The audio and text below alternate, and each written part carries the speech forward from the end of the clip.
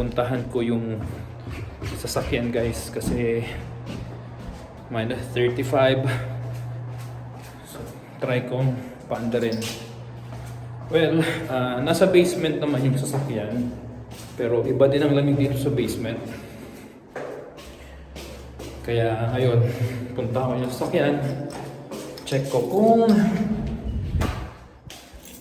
aandar ba. Pero feeling ko naman aandar siya. Ayan, so medyo maputik. Start ko lang muna. Yun.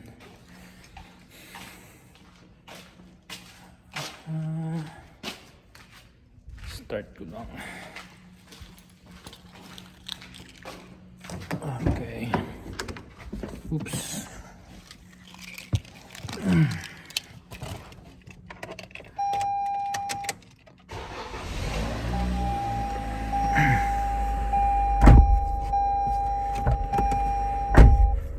Ayan. So, eto. Okay naman. Mandar naman siya. Hindi ko lang alam. Siguro paano ba? Siguro yung mga sasakyan lang na nasa labas, yung walang parking, katulad sa amin dito na may parking ako. So hindi naman siguro problema ang mag-start ng sasakyan, lalo na sa mga ganitong klaseng temperature na yung talaga minus 20, minus 30, mga ganon. So yun, check lang natin, make sure lang na okay itong sasakyan, kasi mahirap na baka mamaya biglang hindi gumana or hindi mag-start. Wala pa naman akong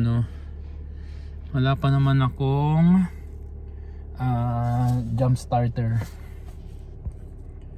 So paanda rin lang muna natin ng ilang minuto.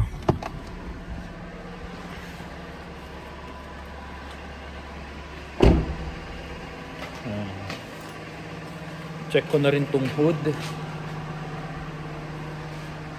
just in case, para sigurado.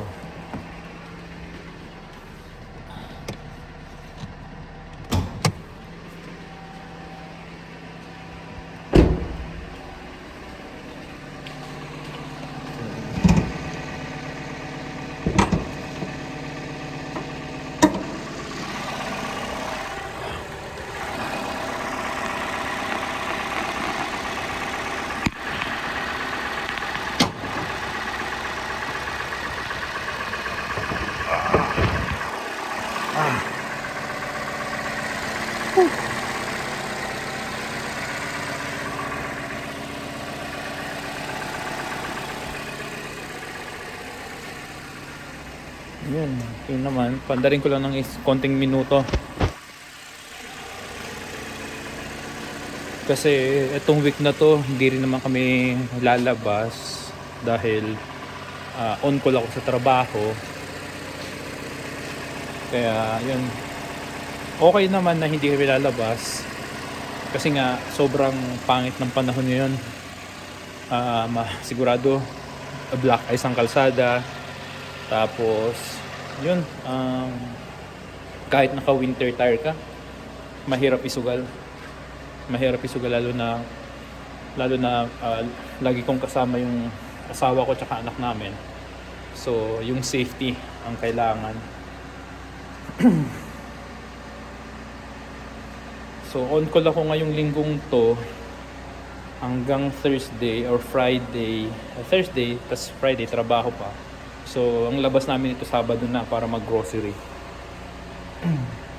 So, ngayon kasi kaka-check ko pala yung temperature nasa minus 33. So, iba rin talaga yung lamig. Ayan. So, sobrang dumi nitong sasakyan. Pakita ko. Ayan.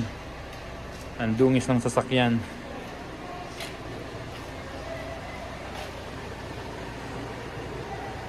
Dungis.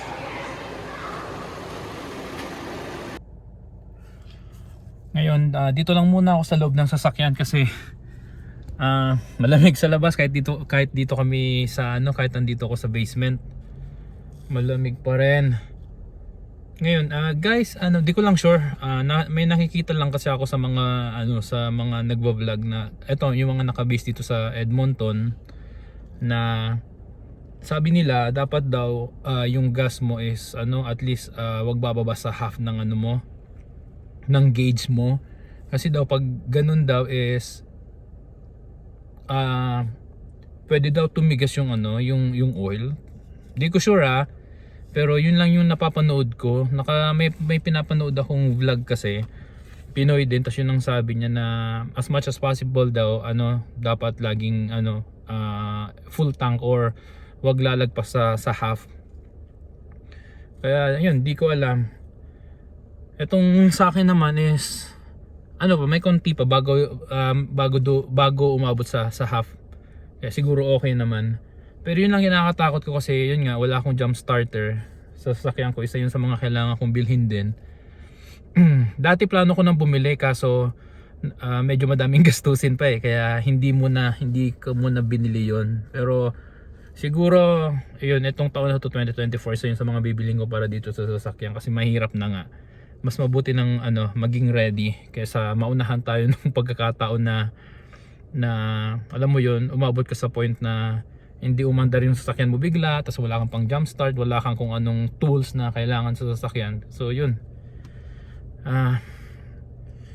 ito konting minuto lang papaandar, mamaya patayin ko na rin itong sasakyan. Siguraduhin lang natin na maayos ang kalagayan ni Ravi.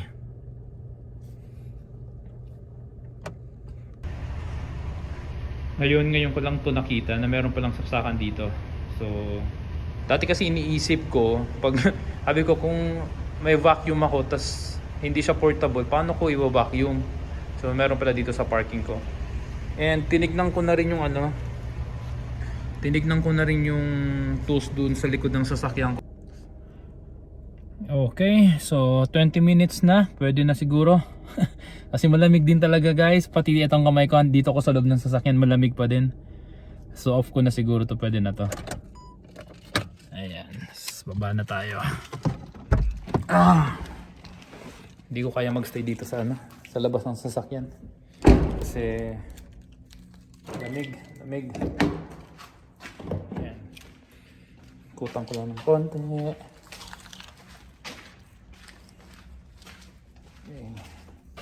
Dungis nitong sasakyan. Alright. Okay, balik na tayo sa loob. Okay na siya dyan. Okay.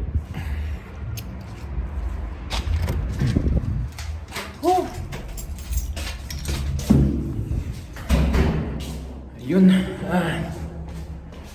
Bukas ulit. Kasi sobrang iba pa rin talaga. Malamig pa din. Etong buong linggo. So, as in, double digit yung lamig niya. So, after this week, dun pa lang ulit medyo makakabawi. Ayan, balik na tayo sa bahay. Oh God.